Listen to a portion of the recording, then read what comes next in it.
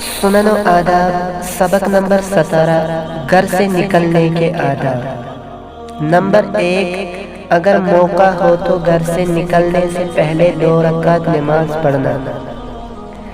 Number 2، گھر سے نکلتے وقت یہ دعا پڑھنا: بسم اللہ توکلت علی اللہ انا نعوذ بک من ان نذل او نضل او نظلم او نظلم او نجهل او یجهل علینا۔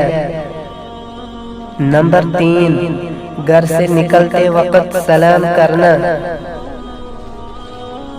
نمبر 4، گھر سے نکل کر آسمان کی طرف دیکھتے ہوئے یہ دعا پڑھنا: اللہم انی اعوذ بک ان اضل او اذل او اذل او اذل او اظلم او اظلم او اجهل او یجهل علی۔